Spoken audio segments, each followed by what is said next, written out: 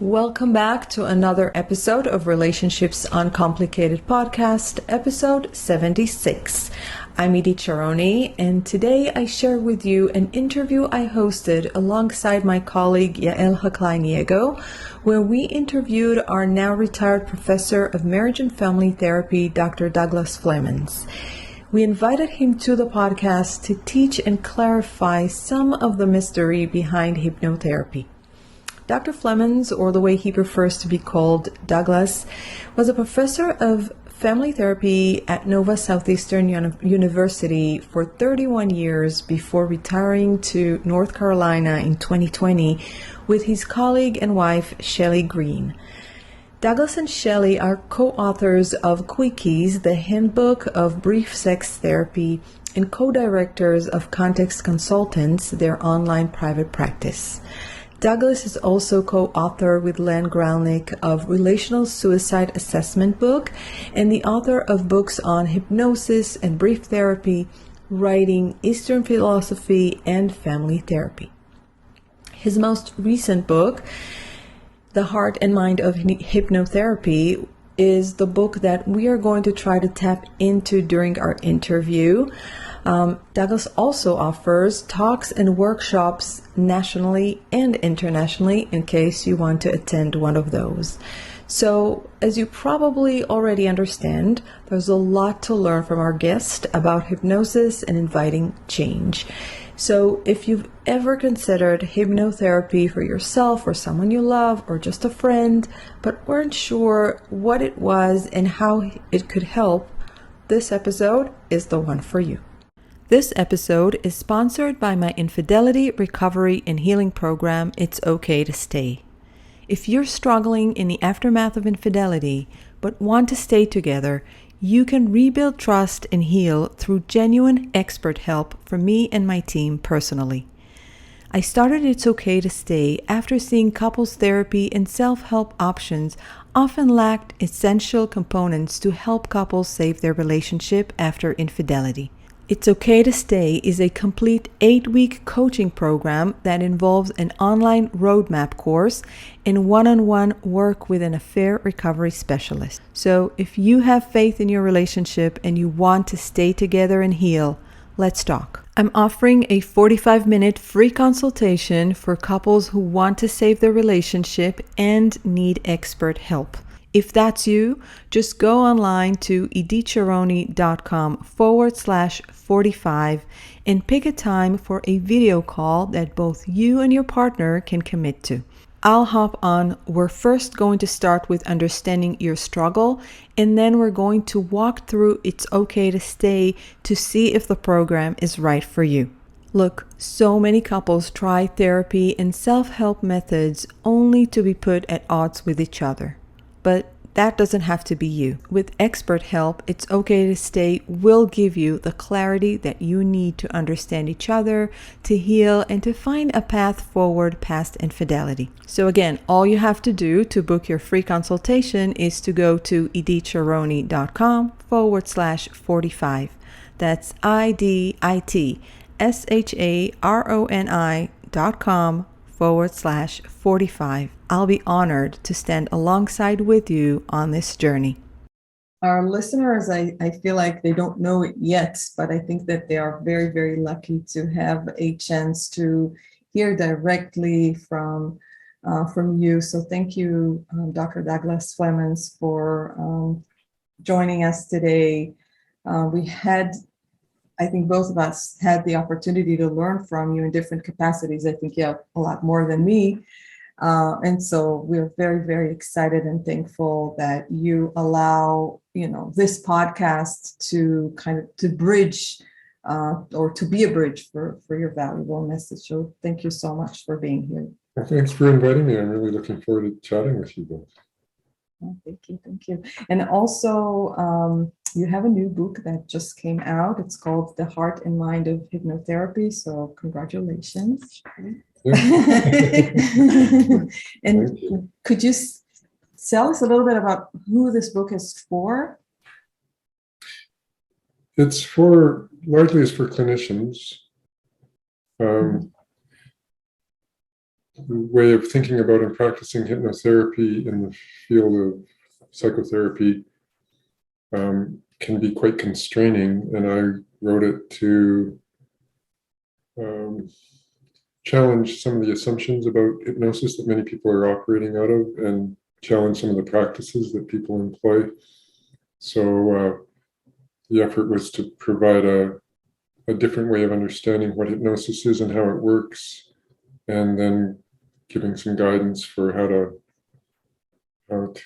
undertake working hypnotically with clients that underscores the importance of honoring the creativity and the resourcefulness of the people that you're working with. Yes. So I guess we're going to try to translate or explain that a little bit to people that are listening to this podcast. Yes, and I'm personally, and I told you that before, I'm very excited that Douglas is here with us today. Douglas is my teacher and my mentor, and taught me a lot about everything I know about hypnotherapy, of course, but about relationship and therapy. So personally, I'm really grateful that you're here with us. So are you ready? So we for have the some questions. I'm ready for your question. Yeah. So in the intro, we mentioned a few things about you. We mentioned that you recently retired from teaching marriage and family therapy to grad students. You are a psychotherapist and a hypnotherapist. You're the author of books, a speaker. These all obviously, create connections with people in various ways. I was kind of wondering, what is your preferred way of interacting with people? Is it through teaching, writing, speaking, therapy? Is there one that you prefer? For much of my career as a professor, over 30 years, what I really, really enjoyed was having long-term relationships. So like with Yael, having her in various classes and then being able to enjoy seeing the development of someone like you over that period of time, it's just fabulous. But then teaching workshops and Edith having like you in my workshops, also incredibly satisfying to see people having a sharp learning curve over the course of several days. So I always thought I preferred the long-term relationships with people, but I've been having so much fun just doing workshops or talks or whatever. So that's great. Writing is the hardest thing I do, but in some ways probably the most satisfying in that it helps me think differently about stuff and to work out how do I make sense of stuff, and translating that onto the page, it becomes a conversation with an imaginary reader. So that's really fascinating too. And then the best thing is the combination. So I like to teach as a way to work out ideas, which I then can write about, which works out ideas, which I bring back to teaching, which brings fresh perspectives from questions and so on. So I guess that's a long way of saying I like all of it, and I like the interaction between all of them. That's where the action happens, in the interaction. Yes. What about therapy? Because this is, I know, something that you continue to do, right? Yes, it's all virtual now.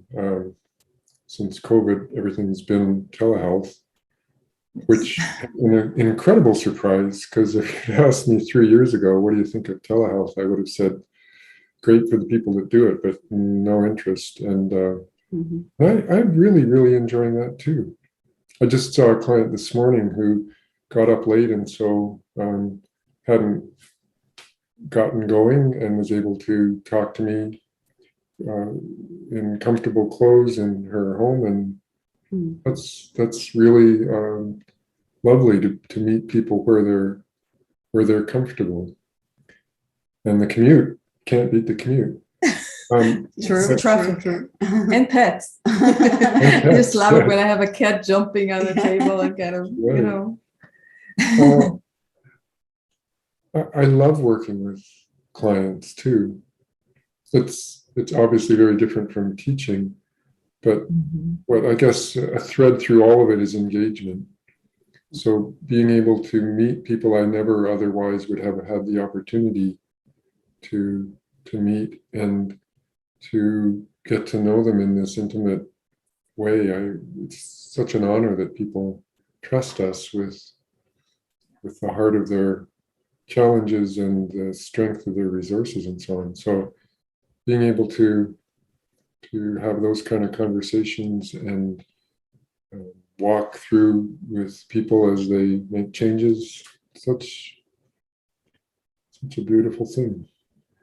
Yes. Yes, and like as you said, like it's all different forms of connecting with people. Yes. I think if we're talking about connecting, when we talk about hypnotherapy, it's a different level of connecting. And at the beginning, you mentioned that this book is for clinicians, and to explain what hypnotherapy is. And before we dive into the benefits of hypnotherapy, I have to admit that sometimes myself, I have difficulties to explain to my clients what is hypnotherapy, how does it work, especially as there is so much misconception out there that you see on TV or shows that you're doing something to the person. So like I think like the best will be to be on the same page in terms of like what is hypnotherapy, Yeah, that notion of doing something to people comes out with the question, can you hypnotize me? Totally. That seems like a legitimate question, but I've never had a client say, can you therapize me? Because that would sound disrespectful. We do therapy with people, and it's the same. We do hypnosis with people. It's a collaboration. So I'm not doing anything, or when you guys are practicing it, you're not doing anything to your clients. Absolutely. You're inviting a relationship, inviting a connection. And the difference between a hypnotic relationship and one that occurs in just regular therapeutic settings is really just, I think, a matter of degree. The degree to which there's a rhythmic sort of mind-body meld that can happen. There's a lot of emphasis when working hypnotically with somebody to take in, grasp, monitor, and then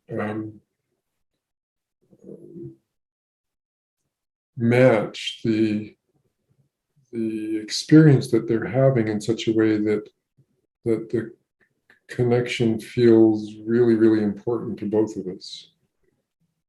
And when you have a very close connection with somebody and they offer a possibility you don't have to scrutinize the suggestion.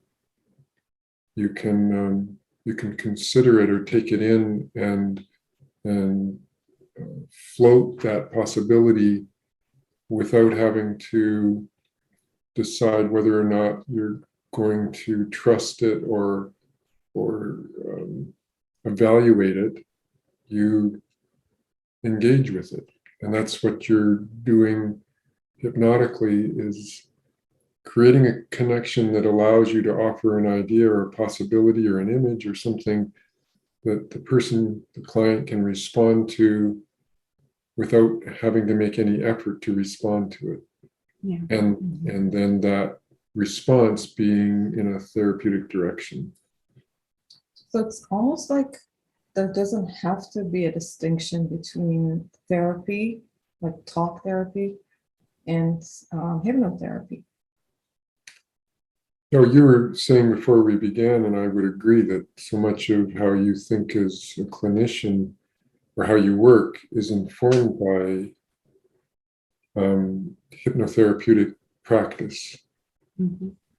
So you're not formally practicing hypnosis, and yet the way you think about problems, the way you think about relating to people, the way you offer ideas, your way of being with your clients is all informed by how hypnosis actually works. So in that degree, yeah, to make a firm distinction, this is where therapy ends and hypnosis begins. It's hard to do and not really necessary. What I was just speaking about in terms of it being a matter of degree, there are times when I'm working with clients and I say, it might make some sense for us to, or they are requesting, might make some sense for us to approach this with a hypnotic sensibility. And then there may be a formal beginning. Are you ready to begin? And then we start a process, a kind of ritual process of creating a connection between us and between them and their own experience, such that everybody's agreeing what we're doing right now is hypnosis. So there is a distinction in that way, but in general, yeah, no, it's very much a therapeutic orientation that's informed by hypnotic ideas. We didn't initially think about asking this, but now I'm thinking in terms of, people listening to this and wondering how they are supposed to feel, how would they feel as they're being the subject of hypnotherapy. It varies all over the map. Sometimes people say, that didn't really feel very much different from just regular therapy. And it's informed in part by misconceptions. I heard everything you said. I remember everything that you said. I must not have been experiencing hypnosis, but that's not the case. The vast majority of people do remember everything and are aware of what's going on. And so they're not asleep, certainly, despite the root of the word hypnosis. There's no sleep involved. And so they can be very much tuned in, and that's great, to what's transpiring. The difference is typically when something hypnotic is happening, the client recognizes often, usually, that something that is happening, something different is happening, and that they're not responsible for it. They don't feel like they're not purposefully making it happen. They're not using effort or willpower to make it happen. That's then where they then, if they're misinformed, would assume, well, if I'm not doing it, it must be you. What are you doing to me? But in fact, that's not the case either. We're doing something together, and something is, I think about it as something is bubbling up, something becomes possible without them intentionally trying to make it happen. And that's the ideal for hypnotically informed therapeutic change, is there's no willful or tension-based effort for some kind of shift in experience to happen. So if there's clients that knows nothing about hypnotherapy, it would be safe to say it's a form of conversation when we connect on a different level, that things are, I'm trying to think how to phrase it in terms of yeah, it's back to the question that you started off with. How do I tell my clients who say, your clients, exactly. I often ask people what experience they have playing sports or playing music.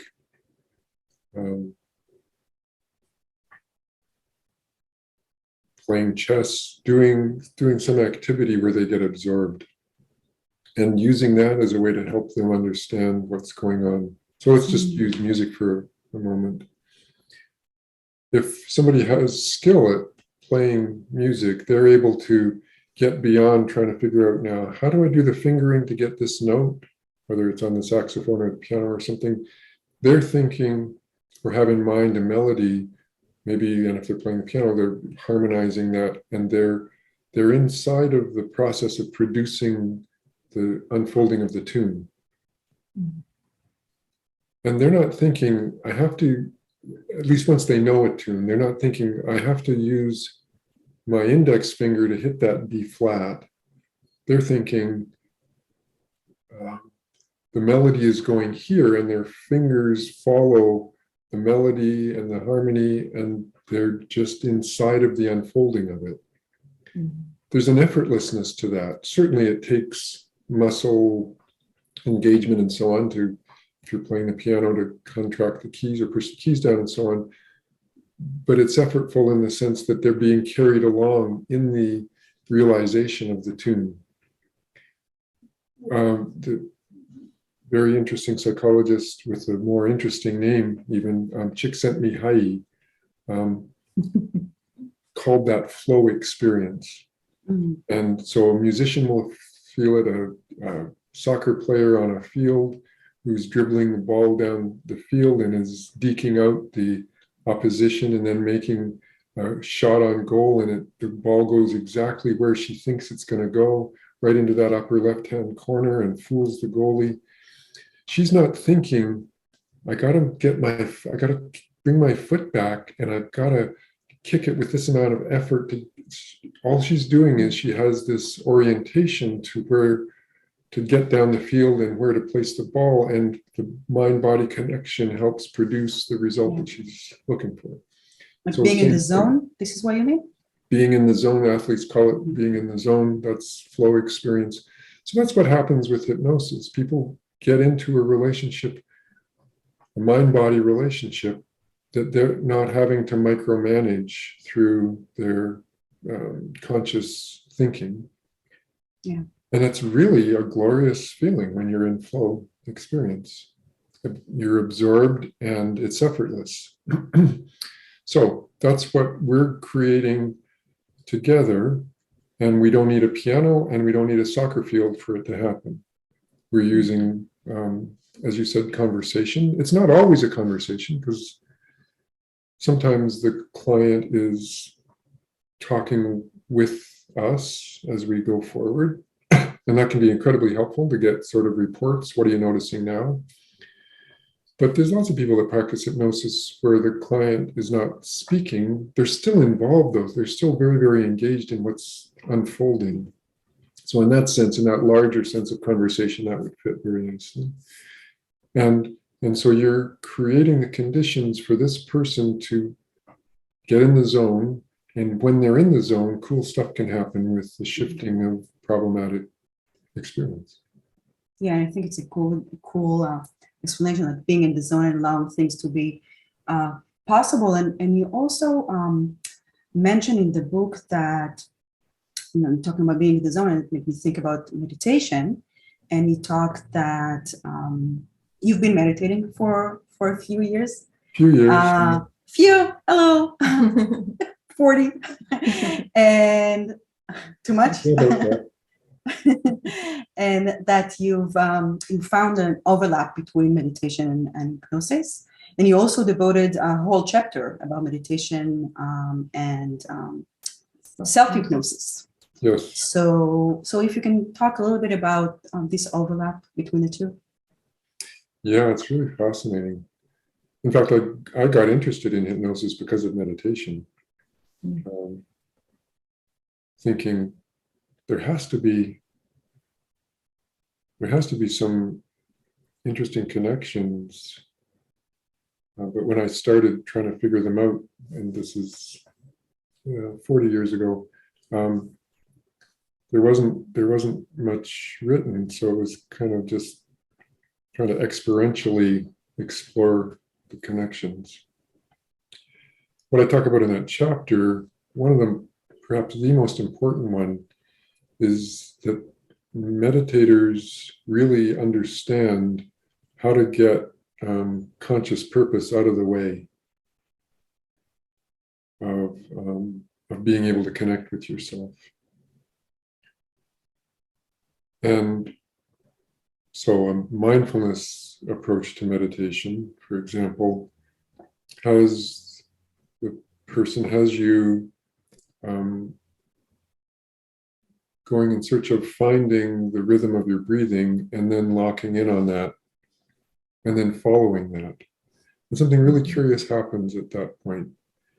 You have your breathing and you're not trying to change it. There's other approaches, of course, to hypnosis, yoga, Tai Chi, which is something that I've been doing for those 40 years, where you're purposefully doing stuff with the breath.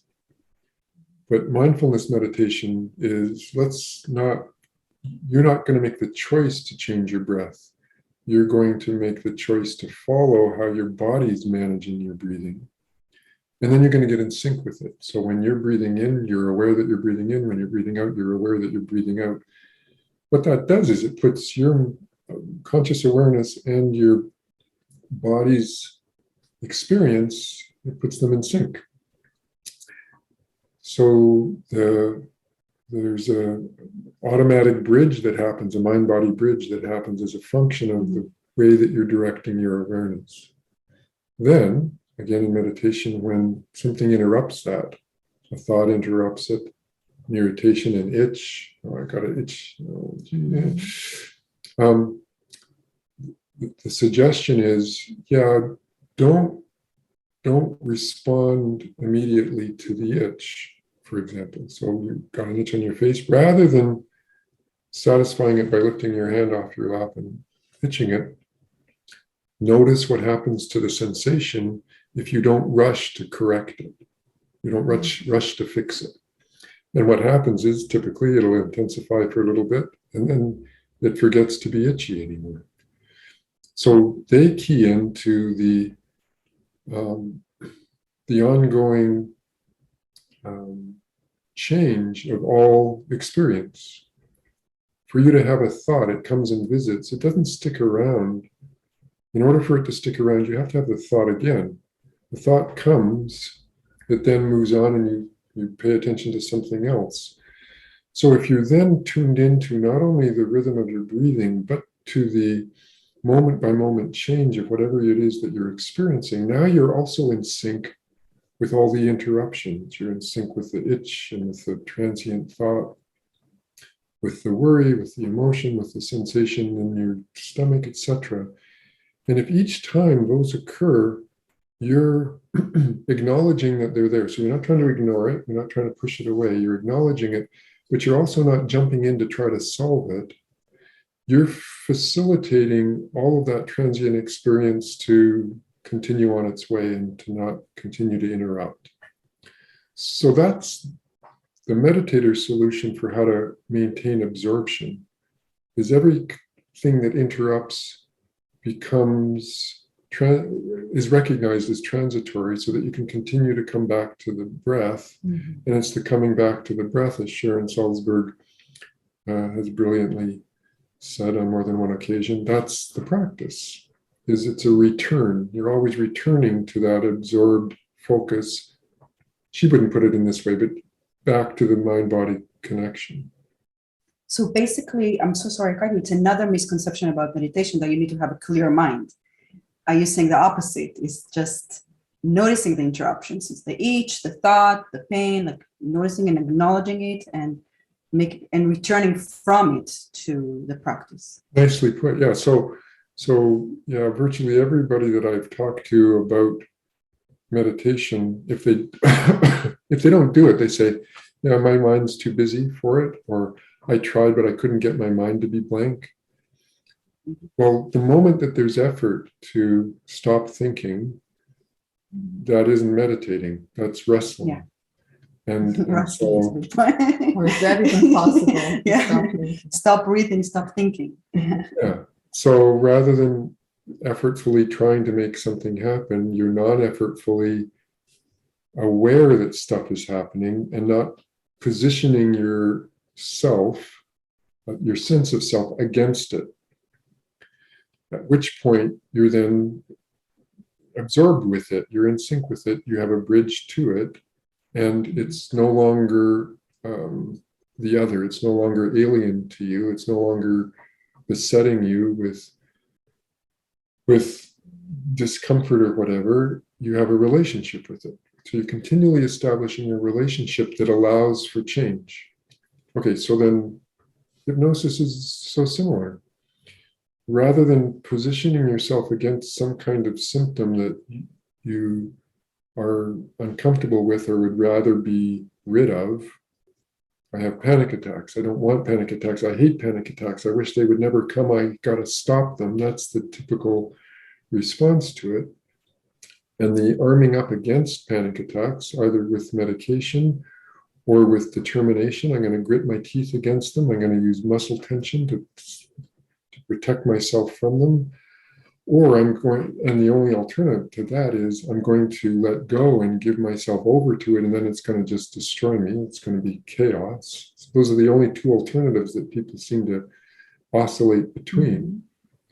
And hypnosis and meditation provide that third alternative. Let me be in relationship to what's transpiring, not arm up against it, not give myself, not allow it to overtake me as if I were a victim being attacked, but engage with it resourcefully.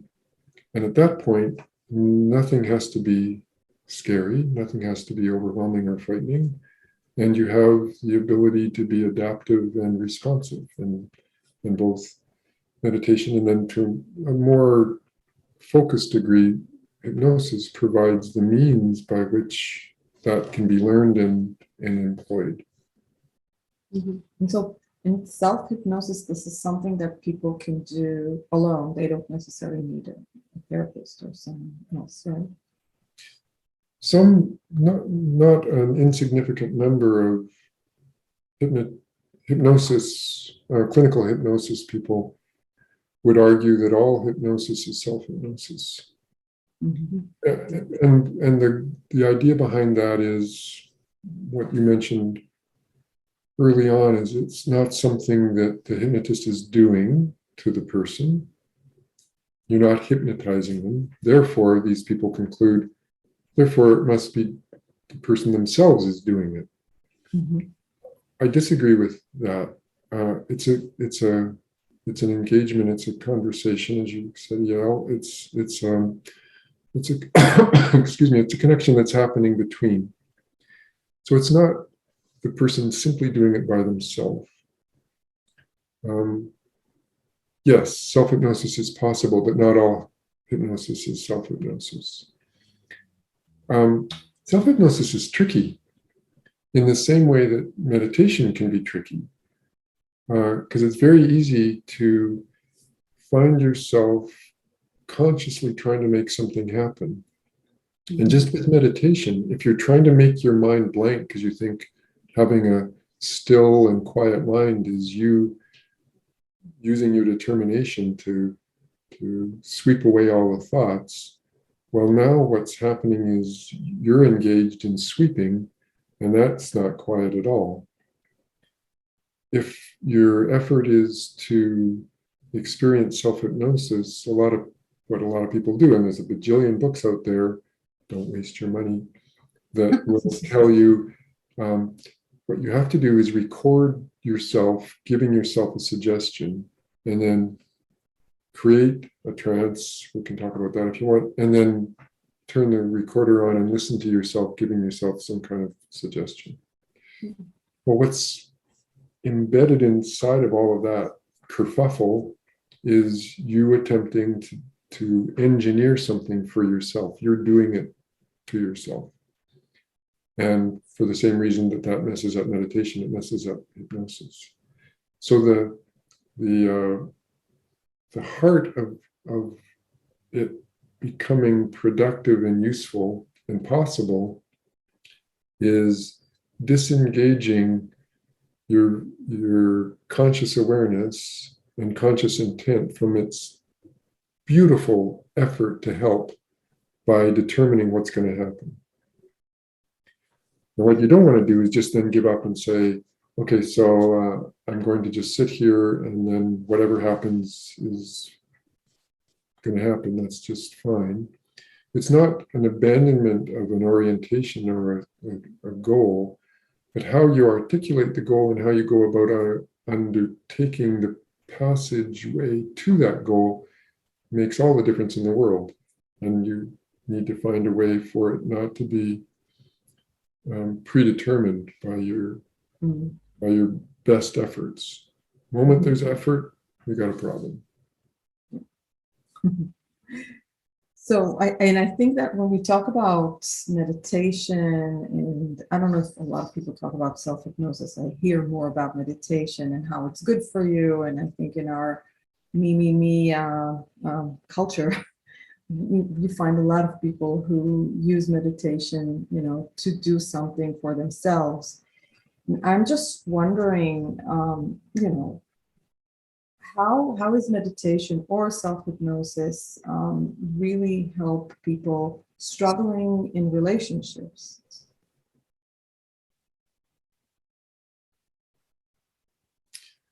So there are approaches to meditation that wisely recognize it isn't just about the self. That what happens, again, in both traditions, is there's a shift in what's perceived as the boundaries of the self. Mm. So if one of you were to criticize me right now, insult me, It's very Yeah. I was like, never. if you were to do so, and you could do it by, in language, or you could do it simply through what your eyes did. I say something and your eyes look like, well, that was stupid. And this happens in couples all the time. It's not necessarily that the other person says something, but their nonverbal paralinguistic stuff communicates. Pardon me? Eye rolling. Eye rolling, whatever. Rolling your eyes.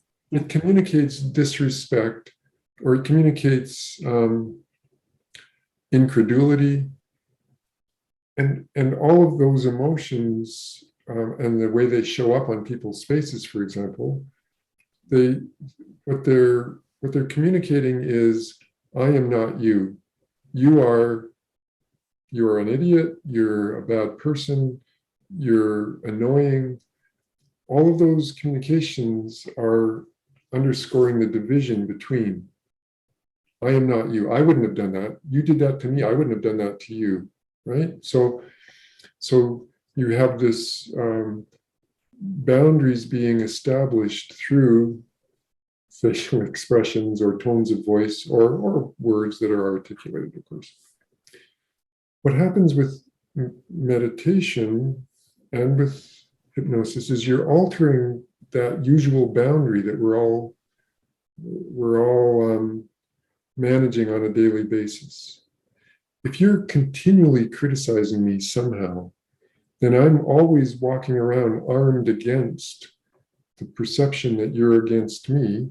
And so I've got a chip on my shoulder, there's a tone in my voice, and this is how in couples it can just go back and forth ricocheting so quickly and so unfortunately. And it comes down to the best defense is a good offense. What happens in meditation is you're altering the boundary by which you stay safe. And so what goes off in keeping with this mind-body connection that happens with meditation is a self-other connection, and the Buddhists call that compassion. So what you're doing is you're practicing ways of being and ways of engaging, ways of thinking that acknowledge the connection between us and everything else. And if you're establishing a connection so if I establish a connection between me and the two of you, and we did that at the beginning, you talked about having learned from me, I appreciating each of you and my opportunity to be in that relationship with you over the years. By establishing that connection, the division between us dissolves a little bit. That's what happens even more so with compassion. We're reaching across the boundary between us in order to share our passion. Compassion, the root of the word, means to feel or suffer passion together. The calm means together. So we're feeling together. That's compassion. Mm-hmm.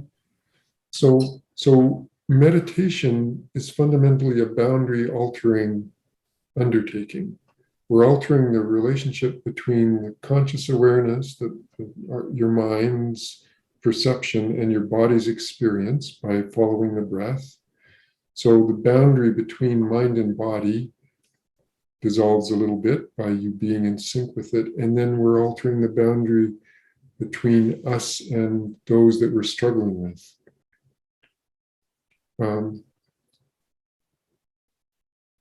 It's a different way of achieving safety. In a relationship, in a couple where, for example, where you protect yourself by withdrawing from the other person's disrespect or criticism or hurt. It's too hard to acknowledge how much I've hurt you, therefore I withdraw from you, kind of thing. All of that management of safety in the relationship, the intensity of the passion in the relationship, if it's managed through boundary setting, it creates ongoing opportunities for dissension, for struggle, for hurt. It keeps getting renewed. What you're doing, what we're all doing in working with couples, is making it safe for them to not be defining these hard boundaries between self and other, so that they can become we, and that it's safe to do that. They're not having to be worried that if I open myself up to the connection with you, I'm not going to somehow feel attacked as a function of doing that. We're making it safe for that to happen. And meditation is a practice of learning how to stay safe in relationships without having to be defensively hard to protect. And one way then to do that is to be able to acknowledge the connection and to not have to defend. And that's not then being a doormat, it's being able to be responsive rather than reactive. And meditation training can help people learn that skill.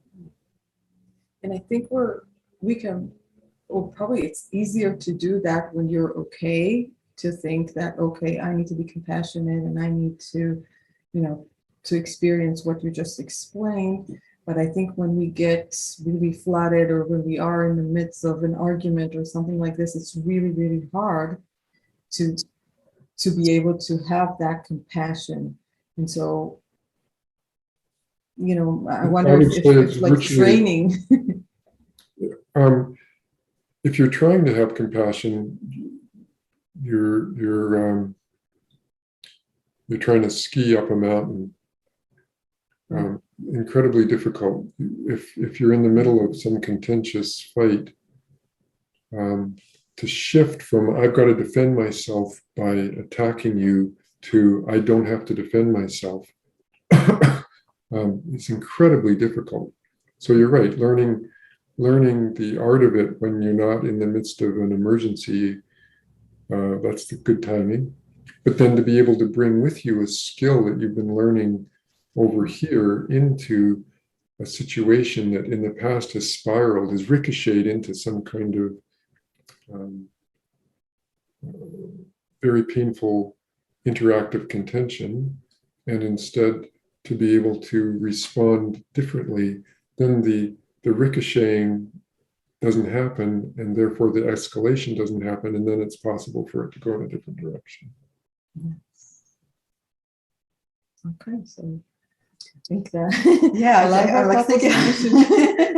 I'm thinking about bringing the quality from the experience before to the moment. No, but I absolutely agree, and I think I experienced it myself. In the midst of being angry with my husband, I could, just be concentrated on my anger and what's been done that's wrong and all of that.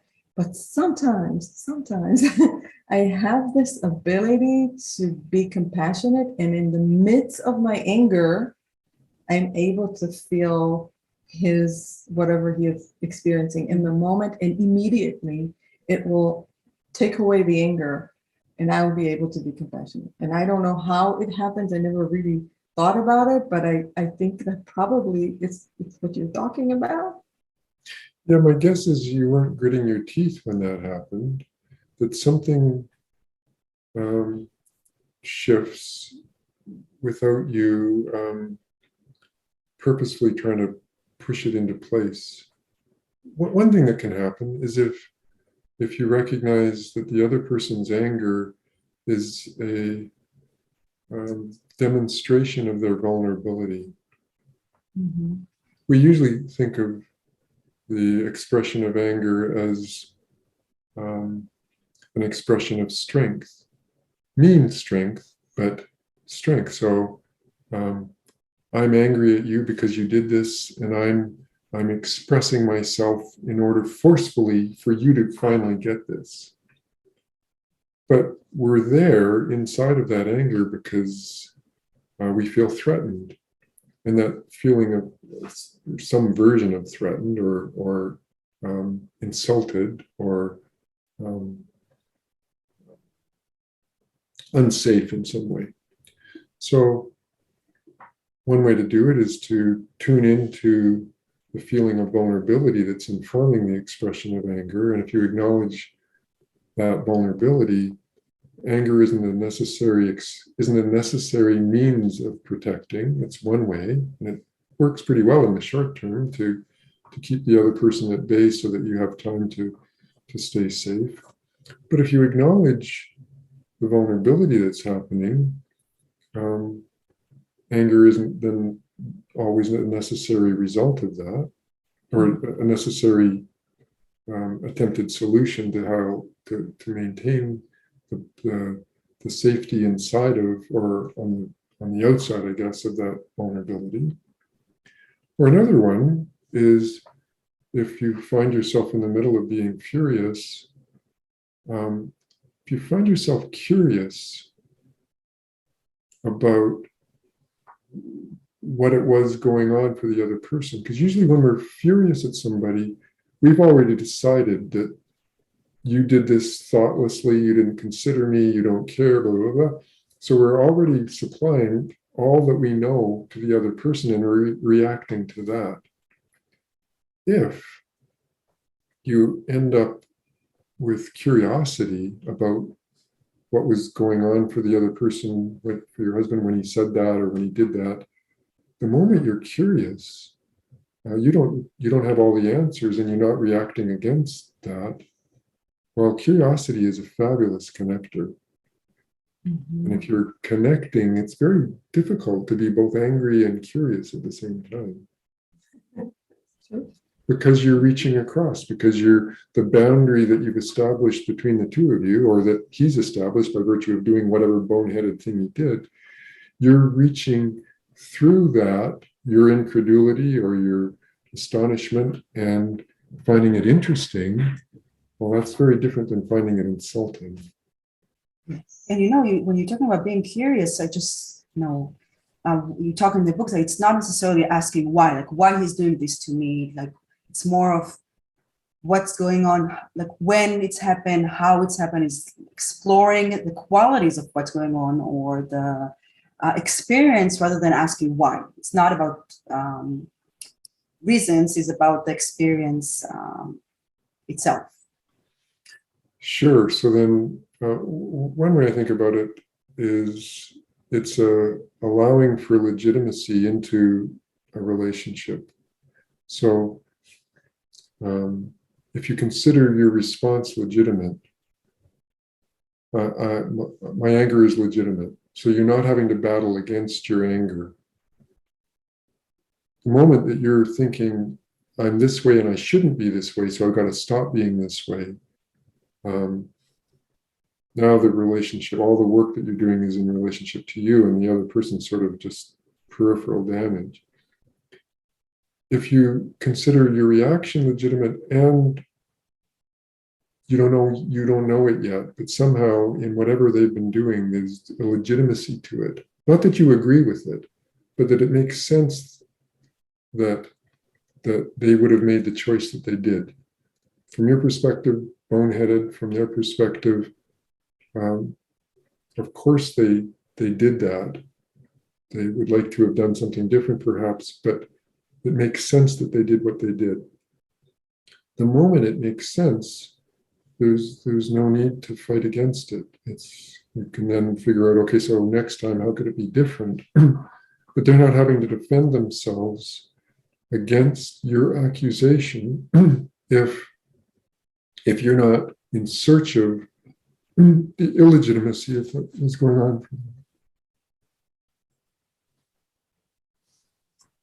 Yes. Wow. No, I mean, it's definitely, I think, what we try to get, where we try to get with people. It's that place where it's they don't necessarily have to distinguish between themselves and their partners, and that they can have those bridges, to first you have to create this bridge and kind of walk that bridge to try to understand what's going on there for the other person, and be really curious about it.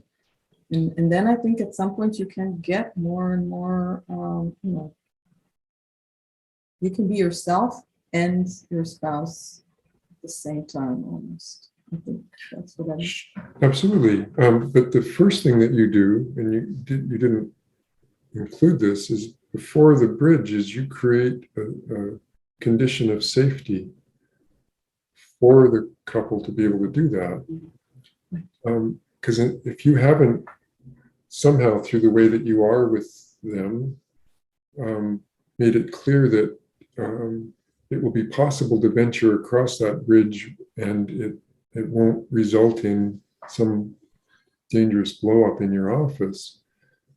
If you've allowed for how that can happen safely, then it becomes possible for them to take the initial steps. Yes, definitely. Yeah.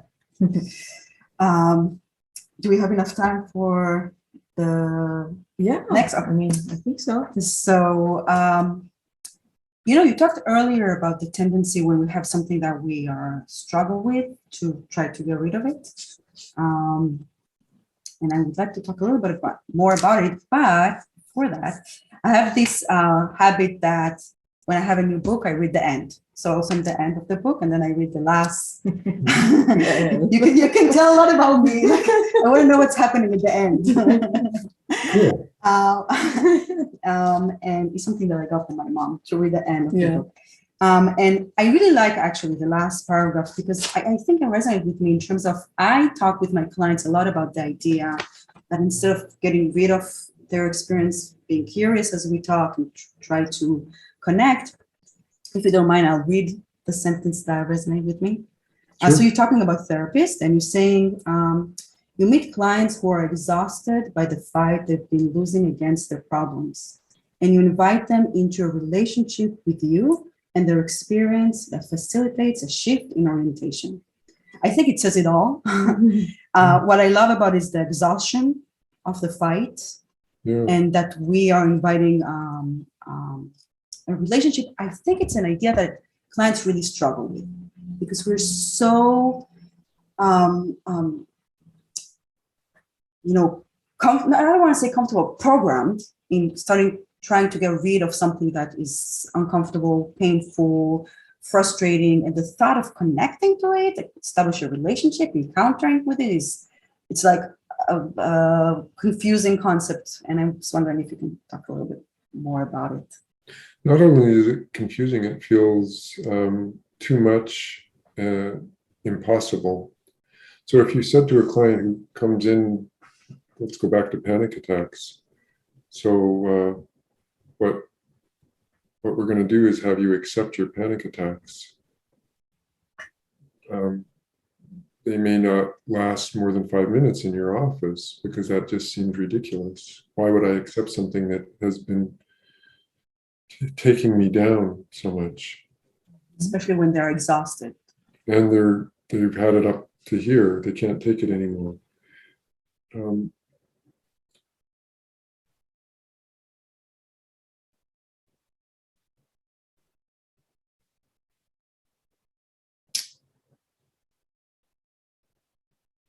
I know we don't have a lot of time. I'm just weighing how much to delve into this. Let me say it quickly.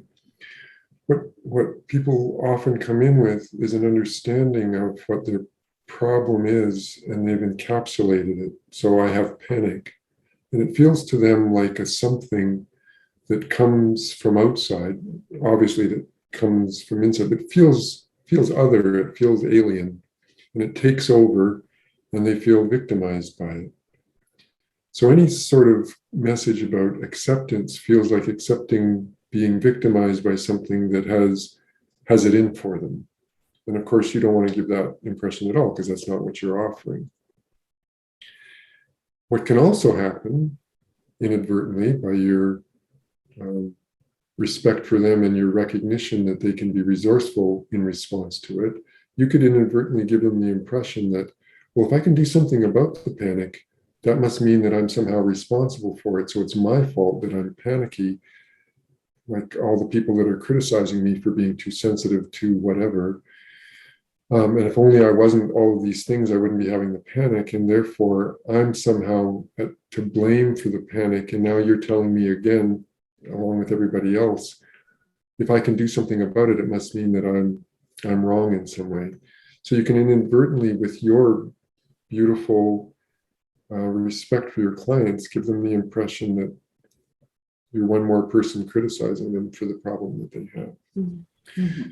So what you're doing instead, ideally, is offering them a recognition of the trial that they've been through, and how difficult it is, and how courageous they are for having gotten this far. People often show up feeling like they're incredibly weak and they don't have the strength to continue battling, say, panic.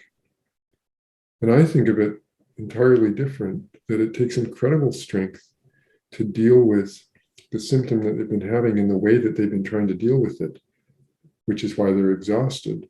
But the courage and the strength and the grit, the perseverance that it's taken to get here are incredible. They don't have to get stronger. They just have to take the strength and shift the way in which they're employing this strength, so that they're using much less effort rather than much more, and relating and dealing with it in a different way. And that's what we're offering. At the heart of turning it into a something, here's my panic and I have to do something to it, you're absolutely right. Typically, when we think in those terms and the panic is destroying me, well, obviously the solution is to have no more panic, so let me get rid of it. And it just seems like there's only a dichotomy available. Either I get rid of it or it continues to destroy my life. But there is this third alternative, and that is, let's not treat panic as a something. We inadvertently, through our diagnoses, uphold this way of thinking by diagnosing you have panic disorder. So now you have this something that we have to do something with. But the third alternative is, let's take a look at what actually happens. When you say that you panic, what does that look like? And if you ask your clients that, I'm sure that you do, they will tell you, I have a thought that then is followed by a quickening of my heart, which is followed by a worry that my heart is going to beat out of my chest, which then becomes a worry that I hope I don't have a panic attack, which then becomes tension in my body. And what they'll describe is an interactive escalation of ideas and sensations and emotions and more thoughts and body responsiveness, and it escalates in a spiral. The third alternative is to have the person engage with what's unfolding in their bodies in a way that doesn't continue the escalation. So just keep on panic for a second. What you have when you're facing something that's huge is your body rushes in with what are called stress hormones to help you contend with whatever it is. So adrenaline, norepinephrine, cortisol are all released with this effort to help get you up and running to deal with some big challenge. Person feels the effects of these stress hormones and they don't feel good. And so then they're now not only dealing with whatever situation out here, but they're dealing with what their body's doing, and they're trying to get rid of that feeling.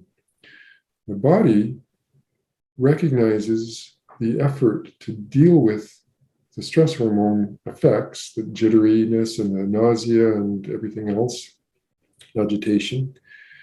Body recognizes the person getting worked up to try to protect themselves from this escalating crummy feeling. And it says, oh my God, this is a big deal. I know, I'm going to release some more hormones to help you deal with that. So that's the escalation. So what you're doing is helping the person engage differently with how their body's attempting to help themselves, so that they're not fighting against it, and then they're not fighting against whatever it is that they're dealing with out here. They're not lying down and being trod upon by whatever it is that's happening. They're fully engaged and effectively participating, just not in a way that escalates the situation. And at that point, when it's not escalating, everything gets cool. Those stress hormones, what my friend Jim Hibble, informed by his daughter-in-law, calls rise to the occasion hormones. Those rise to the occasion hormones can be appreciated for what they're doing, trying to help the person deal with a challenging situation. And then they're designed to dissipate after a short amount of time. So as long as you've risen to the occasion along with your body, they dissipate and you feel okay and you're managing the situation. And that's what we're facilitating, is that to be able to happen. And that can be done. The anxiety about the anxiety that's happening. That's right. Right. Exactly. There's so much of the stress that we all experience, and the incredible struggles that we get taken down by are circular in nature. It's our awareness of what's happening and then our responding to what we are noticing that makes it worse. That happens both individually and it happens in couples. I saw that look on your face. I've seen that look before. How dare you accuse me of having that look? There you go again. So it becomes circular. So our job is to help circles just kind of give up and not continue. Not the person give up, just the cycling to lose energy. Yeah. So one last question, and this is for our couples that are in the aftermath of infidelity. I think most of our clients are in the aftermath of infidelity, and probably a lot of our listeners. And I was trying to think, what would they want me to ask you?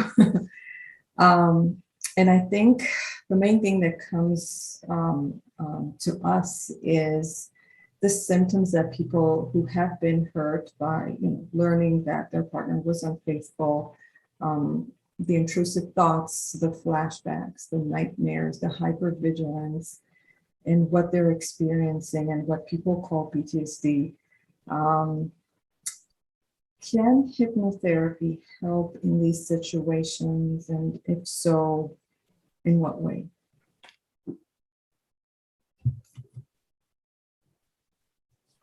Yeah, absolutely can help. However,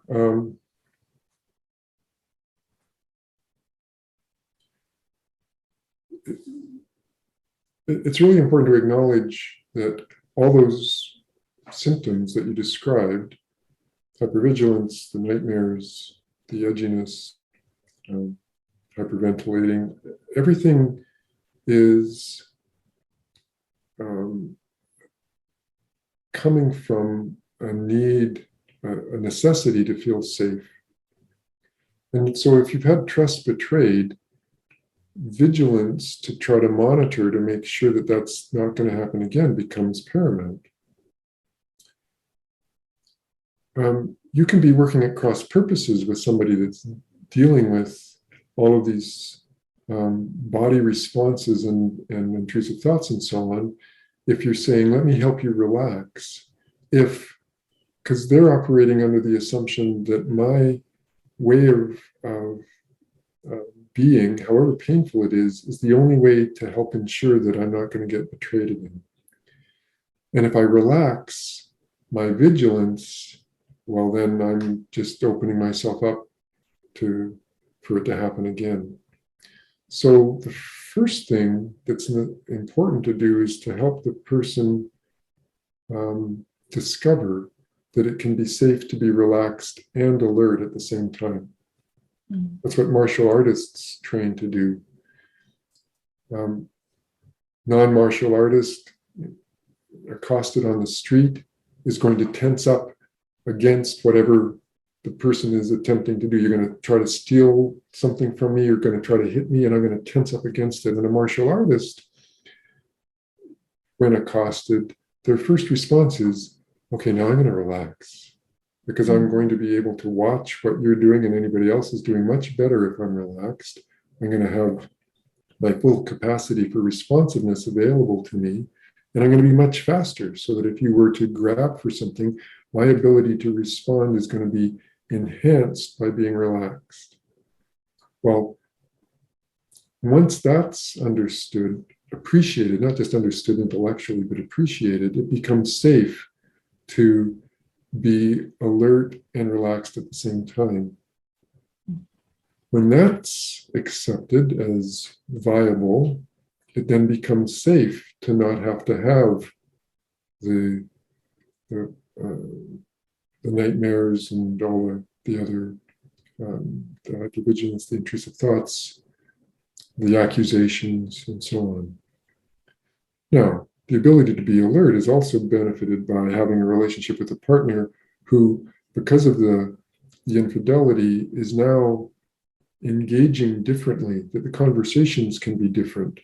So when that person says, no, I didn't do what you're thinking I might, or I'm no longer in contact with that person, or I no longer am seeking to have those relationships, that it's possible to learn to trust those as being legitimate. And often that happens when the person that did the betraying is capable of talking about the struggle to be forthcoming. If they just are strongly, confidently, and discountingly confirming that there is nothing for you to worry about. Let me just to reassure you, quit worrying. Will you please just stop worrying? That doesn't help that ability to be able to relax and to be alert, because it's the reassurance can inadvertently create more suspicion. Mm-hmm. So what you guys are doing is helping the person that did the betraying also be monitoring for struggles and to be forthcoming about those, such that now the honesty about the struggles becomes a source of trust rather than a source only of worry. When that's happening, then it's easier for the person who was betrayed to begin to relax into being able to be paying attention, and paying attention in a different way perhaps than before, but not to have to lose sleep over that. And often that comes from also being helped to arrive at a decision of, so if this were to happen again, what would I do differently in terms of whether I would stay or how I would leave or how I would say no to not accepting that. So when they've arrived at a different way of keeping themselves safe from the possibility of betrayal, that also helps them relax to know, I don't have to be hypervigilant today, but if I found out tomorrow that you betrayed me again, I would make a different decision than I did the last time. So I can be more relaxed today, knowing that I have a plan in place. I don't have to keep going over and over and over and over it, because I have a plan in place. It's like having a hurricane plan in South Florida. Get everything ready, you know it's there, then you don't have to watch the weather every 10 minutes. You know that if this happens, then I'm going to do this. So you have the plan in place. you have an ability to converse with your partner that's different than it was before, which builds trust. Trust isn't something that you decide to do. Trust is something that you allow to get built through time and through multiple interactions, that you reading it correctly, reading the other person's communications directly, can learn to say, yes, I trust what you're saying, not because I just hope to God that you're not doing it again, but I trust it because you've been able to be vulnerable enough with me about what your own struggles are, that I can then read you more effectively than I did before, because you're not trying to obscure what's going on for you. You're not trying to reassure me blindly. So I'm not dealing with your reassurance. I'm dealing with your communications that are direct reports from what it is that you're going through. So then you're not, sorry, this is a long answer, but if you're only paying attention to the person who's suffering with the PTSD type symptoms, it can easily lead to this idea that it's all on that person and the other one is just kind of waiting around impatiently. Would you please just quit accusing me? And when you quit accusing me, that's going to be so much better. And it's all on that person. So much of what you do is helping something happen between them, so that this person isn't the patient, isn't the problem, but you're dealing with how to alter communication within the body so that it's safe, and communication between them so that it's safe, so that a new relationship can be developed that they weren't able to have before. Yes, and it's so thank you for saying that. Yes, because absolutely, yes. I think that when we talk to people, kind of talk to them before they either work with us or not, I think that most people are usually sent to do their own work separately, as if each one of them needs to fix themselves, and so the hurt party is going to go to do some PTSD work, and and we always try to explain that this is a two people crisis, and this is a relational problem that has to be dealt with in relational therapy, rather than each one of you go try to fix yourself and then you come back and hopefully this will somehow go away, as if this is an individual problem. So I don't think of it as an either or. So it's not only a relational. The person that betrayed has some idea about marriage, that it's okay to betray as long as I don't get caught. And so there is some stuff to figure out as far as, so what do I value in my relationship, and do I value monogamy? If I don't, then how do you figure out something different in terms of being accepting of relationships outside of the dyad, and can you make that so that becomes a source of trust? Or if monogamy is the only way to go, can the person that betrayed accept that? And what do they have to do in order for that to be a value that they would uphold, not just to keep the other person off their back, but it's something that they cherish themselves? If that can be, and that can partly be done in conversation, but it also is helpful to do that just individually. The person that's was betrayed and is hypervigilant and is suffering so much, there's a lot that they can do to be able to be alert without being in such pain. And some of that shift might be easier if they're not actually trying to do that in front of the person that betrayed them, because at the moment they don't feel safe in front of that other person. And so, and any talk about them doing something different about their hypervigilance can give the impression that they're the one with the problem, and can reassure the person that they betrayed, oh, if only I weren't with a crazy person, it wouldn't be such an issue. So there can be some benefits of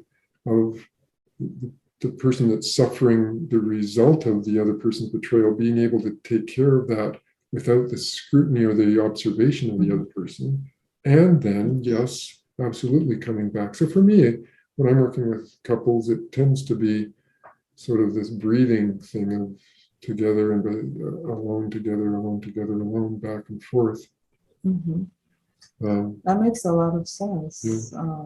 But I think what people are usually sent is to do their own work and none of the relational work. So, um, the last thing I'll say is I don't think of it as work.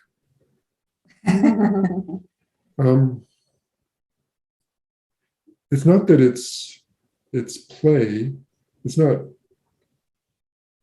My goal isn't for people to think of it as play. Certainly not as frivolous play, but more as I don't know, discovery or exploration or something. At least for me, work has this connotation that I gotta work hard. So there's all this effort involved, and it's me against myself. Like I got to overcome this tendency of mine to cheat, or I've got to overcome this tendency of mine to have intrusive thoughts, and it can so much lead to this tension-based effortfulness. If it's discovery oriented, that can be incredibly fascinating and incredibly satisfying. Not that it's easy, but like if you learn a new piece on the piano, it's not that it's easy, but man, the process can be so fascinating and so satisfying as you're doing it. Mhm. And just to add, like the book geek. So you're talking about change not as a curing process, but learning process. To sum up what you just said, it's not about the curing; it's about the learning of one another. Mhm. Yeah, the medical model has infused itself all the way through our world, and so people talk in terms of curing. It goes along with the eradication idea, and works great if you're talking about a disease process, but when you're talking about mental well-being and body well-being, curing is a lousy metaphor for the most part. So learning is fabulous because it's what we're always doing. Not only in learning, like, so I learn a new factoid today, but the process of learning the factoid helps me learn how to learn factoids. And that learning happens outside of my conscious intent. And that's that second level learning that we're doing with our clients. It's helping them through the process of how do I engage with you as my therapist to not be in this negative spiral with my partner.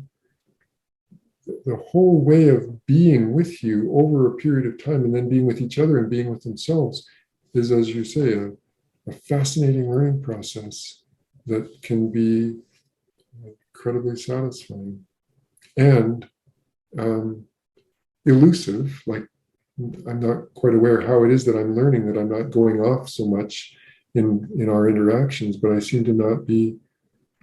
don't seem to be so hot-headed. What's going on there? Well, there's been a learning somehow, and you're creating the conditions for that learning to happen.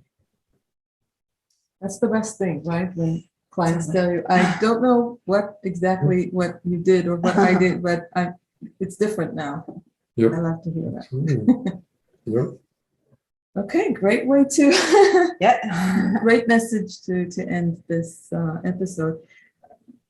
I wanted to really, really thank you and ask, if anyone wants to learn more about your work or your practice, where can they go? www.contextconsultants.com.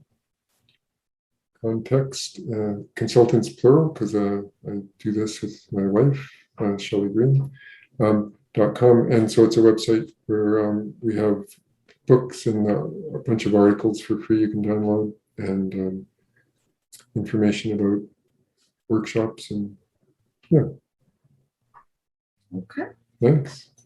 And the book they can find on the website or The book is on the website. All the books are on the website, and they have links then to, I think the web designer put a link, I guess just probably to Amazon, but you can find it at any bookstore. Well, if it's a brick and mortar bookstore, it might not be sitting on the shelf, but you can order it.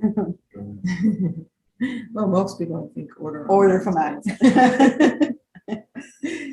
It's Douglas, so thank lovely you to talk so with much. both of you. It's Thank so you. great to see you both again.